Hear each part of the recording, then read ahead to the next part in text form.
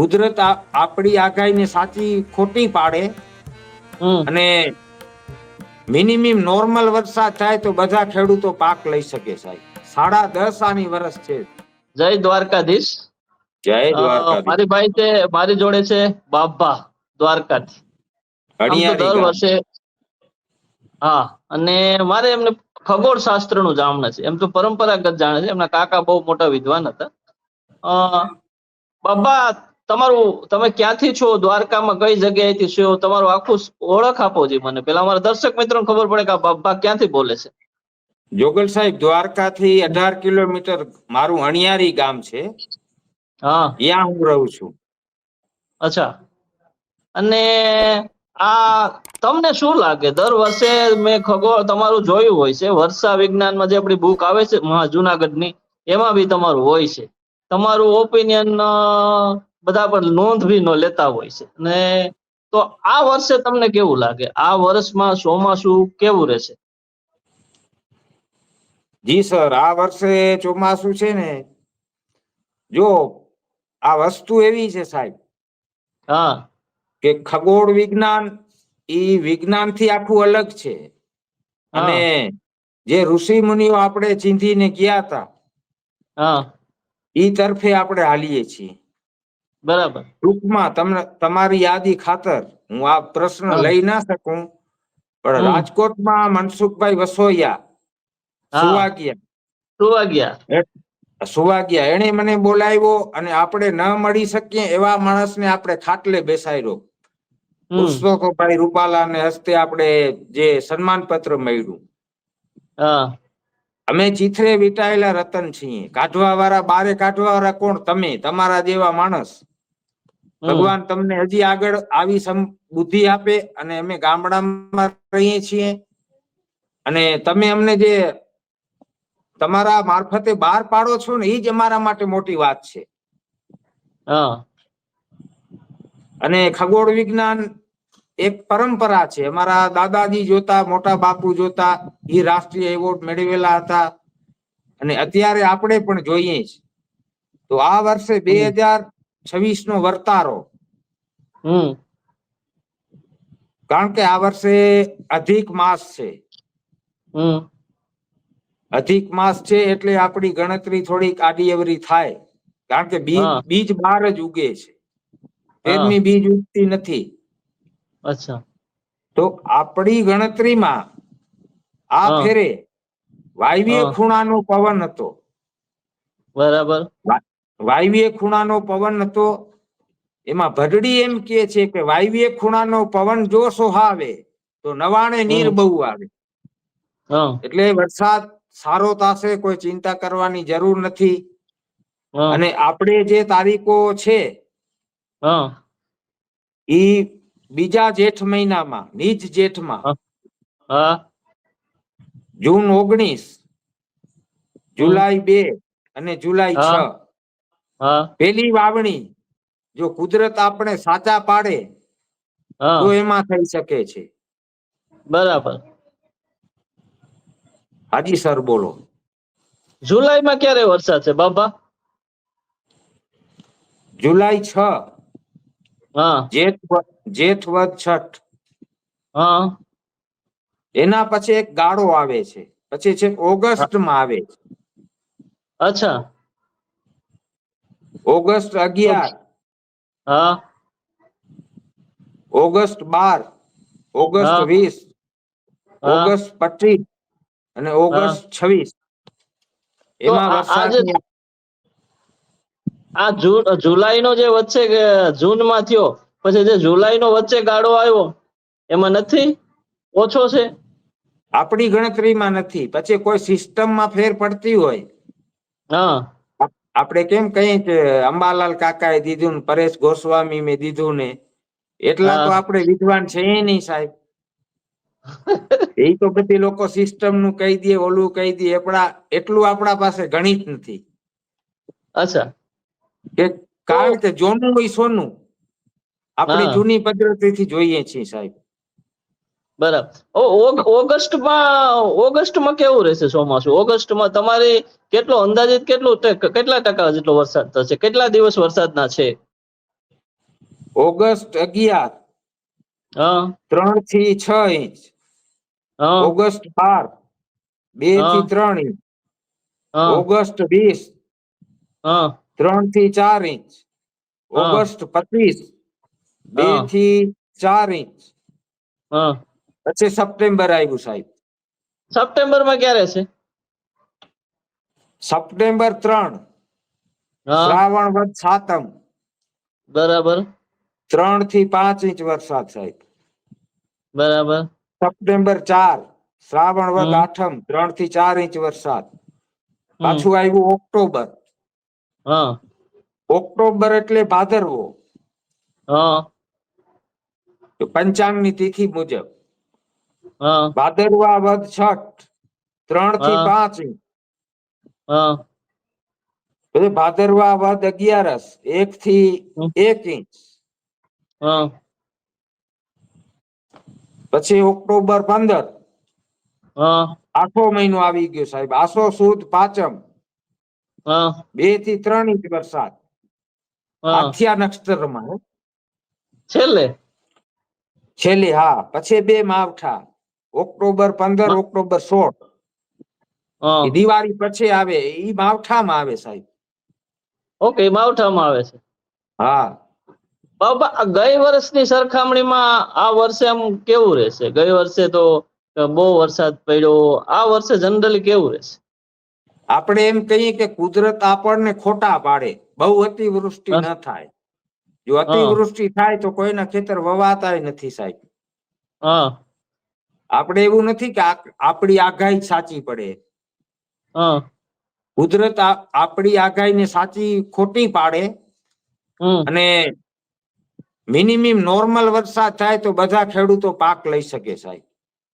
જો તો આવતું અતિવૃષ્ટિ વર્ષ કે થાય આવતા વર્ષમાં કેટલો તમને શું લાગે? મધ્યમ વર્ષ છે, બહુ વર્ષ છે કે ઓછો વરસાદ છે? તમારી નજરમાં શું લાગે? સાડા દસ આની વર્ષ છે જોગલ સાહેબ. ઓકે 10.5 આની. હા 10.5 આની. Okay okay. હવે તમે આ કેની ઉપરથી નક્કી કર્યું? તમે શું જોયું? તમારી પાસે તમે જો કહ જોતો કે પછી અખાત્રીના પવન જોયા, હોળીના પવન જોયા, અખાત્રીનું જોયું? શું જોયું? તમે કેના આધારે આવું બધું જોયું, જાણ્યું, નક્કી કર્યું?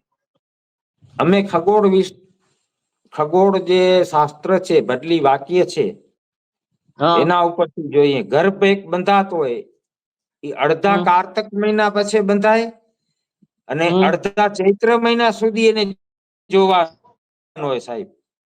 હા જયારે ગર્ભ બંધાતો હોય ત્યારે. હમ પછી એની બગડવાની 11 રીત હોય. હા હા ગર્ભ બંધાતો હોય ત્યારે 3 દિવસ ઝાકર ના આવી જોઈએ. ઓકે હમ પછી 3 દિવસ તારા ન ખરવા જોઈએ. 11 રીત માંથી આપણે 10 રીત જોઈ શકીએ, પણ આખી રાત સાહેબ જાગી ન શકીએ કે તારા ક્યારે ખરી જાય છે. બરાબર. ગર્ભ બંધાતો હોય અને તારા ખરતા હોય રાતે, તો હમ આપણે જાગતા હોય ટૂંકમાં કે વ્યારો પાણી કરીને બેઠા હોય અહીંયા સુધી જોઈ શકીએ. પછી આખી રાત તો આપણે જાગતા ન હોઈએ. ક્યારે તારા ખરી જાય અને ઈ રીતમાં જો ગર્ભ બગડી ગયો હોય તો આપણો ગણિત ખોટો પડે સાહેબ. ઓકે. પછી બીજું એક કાળી હા ચકલી ન ઉડવી જોઈએ. જ્યારે હા ગર્ભ બંધાતો હોય તો હા દુર્વાસા મુનિએ કીધો તો કે ગર્ભ બંધાતો હોય ત્યારે હમ વેણુ ઉડે અતિ, હમ તારા અતિ ખરંત. હા વેણુ એટલે કાળી ચકલી. હમ કાળી ચકલી બહુ ઉડવી ન જોઈએ ગર્ભ બંધાતો હોય ને ત્યારે. હા અને એ એક કુદરતી વસ્તુ છે. હમ કાળી ચકલી ઉડતી હોય તો આપણે ખ્યાલ જ આવી જાય કે 195 દિવસે આપણી ગણતરી ખોટી પડશે. પડી શકે. અને બીજું સાહેબ વિશેષમાં ટાઈમ હોય તો બોલો બોલો. જ્યારે મેન વસ્તુ શું છે? ઘણા હમ એની પદ્ધતિથી જોતા હોય કે ગરમાડામાં ફૂલ આવે. હા કોયલ એટલું બોલે તો વરસાદ આવે. મેન વસ્તુ શું છે સાહેબ? કે જો ગર્ભ જ રહી ગયો હોય ને તો જ ઈ લક્ષણ ગરમાડામાં આવે. અચ્છા. તો જ ઈ લક્ષણ બીજી રીતમાં આવે. જે જેની પદ્ધતિથી જોતા હોય ઈ. હા ધારો કે ટૂંકમાં જ તમને દાખલો દઉં કે ગામને જાપે ડીપી હોય હા ઈ વ્યવસ્થિત ન હોય તો લાઈટ ગામ આખામાં આવે નહીં સાહેબ. તો મેન વસ્તુ ઈ છે, ગર્ભ રહી ગયો હોય ને તો જ મોરલા બોલતા હોય, તો જ આ બાજુ વીજ થતી હોય, બાકી ગર્ભ ન હોય. મારા મોટા બાપુનું એક કેણ છે કે હા 84 નો દુષ્કાળ પડ્યો ને ત્યારે 32 ગર્ભ બંધાયેલા હતા, સારામાં સારા. 32. આ 32 ગર્ભ. ના પછી અખાત્રીજના પવને એને નિશાની આપી કે આ ફેરે વરસાદ નહીં થાય, હા કારણ કે અરીસો એક વરસાદ થવાનો ગર્ભ રહી ગયા હોય તો એ હા અખાત્રીજનો પવન છે. પવન થી ખબર પડી જાય. પવન થી ખબર પડી જાય કે 32 ગર્ભ આપણી નોંધમાં છે સાહેબ, હા પણ એ બંધાણા નથી.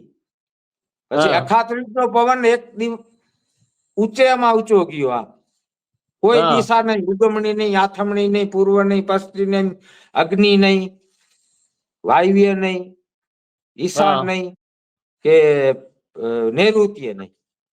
હા ઊંચામાં ઊંચો પવન ગયો. પછી એના મનમાં એમ થયું કે હું જોઉં છું, હા હા પાડોશી નું બોલું છું કે આવો વરસાદ થશે, આ ફેરે આવો વરસાદ થશે. તો આજુબાજુના ગામડાના માણસો એને પૂછતા કે સાજણબા આ વર્ષે વરસાદ કેવો થશે? હા તો કે બહુ બીજ બીવાળાની તૈયારી કરતા નહીં, વરસ નબળું છે, દુષ્કાળ પડે એ તો કોઈ કહે નહીં. ન કે ખેડૂત રહ્યા એટલે થોડું કે. આ 28 વર્ષના અનુમાન પછી જો ઈ હા જાહેર થયા એમ તો 1984 માં પછી એને બરાબર કીધું કે આ વર્ષે દુષ્કાળ પડવાનો જ હતો અને કુદરતી લક્ષણ આ હતા. બરાબર. એવું છે સાહેબ. પછી સરકારે એ સાજણભાનું સન્માન કર્યું, એ ક્યારે કર્યું સરકારે, એવોર્ડ આપ્યો, એ બધું એ મારા દર્શક મિત્રોને થોડુંક બતાવો. ઈ વારંવાર પેલા મામલતદારે કર્યું, પછી હમ કલેક્ટરે કર્યું, પછી હમ કૃષિ વિજ્ઞાનમાં જુનાગઢ જાતા, હમ પછી આપણા રાજ્યપાલ મિશ્રા સાહેબે કર્યું. હમ પછી એના જે હતા ને સંપુટમાં બધું જ જાતિ એની માહિતી. તો અચ્છા સંપુટ તો એ લોકો બધા હિન્દીમાં પાડે, ગુજરાતમાં હોય ગુજરાતીમાં પાડે. પછી એમ હમ એમ કરતા કરતા મને બહુ ખ્યાલ નથી કે હું કહી ન શકું કે તેના મારફતે રાષ્ટ્રપતિ સુધી પહોંચ્યા. હા ધારો કે 100 ને 150 જણા અમે જુનાગઢ ભેગા થઈએ છીએ સાહેબ. હા એમાંથી 11 જણા પાસ થયા, તો 11 જણામાં મારું નામ આવ્યું, કેમ આવ્યું, રૂપાલા સાહેબે સન્માન કર્યું, એ મને ખબર નથી. તો સાજણબા બાપુને લેટર આવ્યો ને ત્યારે ખબર પડી કે આપણે રાષ્ટ્રપતિ માં બોલાવે છે. અચ્છા અને અહીંયા એને બધું ગોઈઠવું હતું એનું, હા વાદળા કેવા આવ્યો, ઓલું સ્ટોલ કે કઈ કીએ ને. હા અને ઘણા ખરા વરસાદના અહીંયા જાણકાર હતા, પણ હા સાજણબા સાહેબ સામે રાષ્ટ્રપતિએ 30 મિનિટ એની પાસે દુભાષી હોય ને, એ તો અંગ્રેજીમાં બોલતા હોય સાહેબ. બોલતા હા સાજણબા ગુજરાતીમાં બોલે, દુભાષી હા રાષ્ટ્રપતિને સમજાવતા આવે. હા 30 મિનિટ એની સામે વાત કરી હતી, મારા મોટા બાપુ સામે રાષ્ટ્રપતિ. તો હા હું એ કેડીએ છું અને તમારા જેવા મને અહીં બહાર પાડે છે, એનાથી મને અતિશ આનંદ થાય સાહેબ. અચ્છા બીજું એક છેલ્લો જ મારો સવાલ હતો કે હાજી. તમે આ માની લો કે આવું બધું જાણો છો, ખગોળશાસ્ત્ર બાબા છે, તમે આ કોઈને કયો છો? આ પેઢી તો હોઈ જવાની છે ને, કોઈ શીખે છે તમારી પાસેથી? ખગોળ શાસ્ત્રમાં જે લોકો કે આવું જાણે છે, એ કોઈ બીજાને કહે છે, વાતો શેર કરે છે? મને ઘણી વખત એવું થાય છે. હું હમણાં ગાંધીનગર ગયો ને ત્યારે અંબાલાલ કાકાને મળ્યો, એમને બી સાજણભાની વાત કરેલી કે અમારે લેટર થી વ્યવહાર થતો, સાજણભા મને લેટર લખતા, પછી હું વાંચતો, અમારે સારી રીતે સંબંધ. હવે આ એક વર્ગ છે કે આવું બધું જાણે છે. તમે કોઈને કયો છો, છોકરા, ભાઈ, ભાંડુ, ભાણેજ, પુત્ર, કોઈને કયો કે આવું બધું હોય છે ખગોળ શાસ્ત્રમાં? જોગલ સાહેબ, આમાં હા આવ્યું છે કે હમ જૂની પદ્ધતિ છે ને, જે જાણતો હોય જાણે. અત્યારે આપણે જેને અખાત્રીજ નો પવન ને જોઈ અને ચાર્ટ આપણો હા બહાર પાડીએ, હા એની પેલા મને કોઈનું દુઃખ નથી, અંબાલાલ પટેલ ની આગાહી આવી ગઈ હોય. હા પરેશ ગોસ્વામીની આગાહી આવી ગઈ હોય. કારણ કે અત્યારે મોબાઈલ થ્રુ થઈ ગયું છે બધું. કેવા હા કોને જાવ? આ તો તમારા જેવા થકી અમે બહાર પડીએ છીએ ને સાહેબ. જેને કેવા જાય તો આપણે તારીખ દઈએ તો એની પેલા તો અંબાલાલ પટેલ કાકાની આવી ગઈ, પરેશ ગોસ્વામીની આવી ગઈ. તો લોકો મોબાઈલ ઉપર જ છે દુનિયા આખી. આપણને કોઈ જોતું નથી, તમારા જોવા જોઈએ છે, એનો ખૂબ ખૂબ આભાર.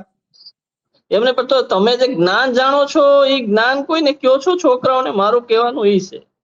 ના ના ના ના ના પરેશભાઈ, ઈ કોઈ સાંભળતું જ નથી અત્યારે જોગલભાઈ. નહીં? હા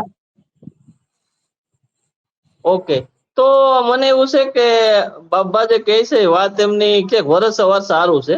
સરકાર હા બી કે એવું બધા લોકો એવું કહે છે ઘણી વખત કે ભાઈ મધ્યમ કક્ષાનું વરસ થાય છે, પણ બાબાનું એવું કહેવાનું છે કે વરસ સારું છે અને જુલાઈમાં થોડોક ગેપ રહેશે. અને મને એમ લાગે હા કે આ મોટા ભાગના લોકોએ આ બધું કીધું છે કે જુલાઈમાં થોડો ઘણો ગેપ રહેશે. બાકી આ એક ખગોળ છે, આપણું વિજ્ઞાન છે, અને મને એવું લાગે ગુજરાતના ગામડે ગામડે આવા લોકો, જાણકાર લોકો હોય છે. એમની વાત, એમનો અનુભવ તમારા સુધી મારે પહોંચાડવાનો પ્રયાસ કર્યો છે. તમે જાણો, તમારા સિટીમાં, તમારા વિસ્તારમાં કોઈ આવી હસ્તી હોય તો હું બાપભાઈને દર વર્ષે મળું છું. આમ તો રૂબરૂ જીવનમાં ક્યારેય મળી નથી શક્યો, પણ મને એમ થાય કે હું મોબાઈલ થ્રુ મળું અને એની વાત છે, એનો આખા વર્ષનો નિચોડ છે, તમારા સુધી પહોંચે. તમે ખેતી કરો છો અને તમને કંઈક ઉપયોગી થાય એના માટેનો પ્રયાસ. તમને આ અમારું ઇન્ટરવ્યુ કેવું લાગ્યું, તમારું શું કહેવાનું છે, કોમેન્ટમાં તો મને જણાવજો. બસ આટલું જ. જય દ્વારકાધીશ. જય દ્વારકાધીશ.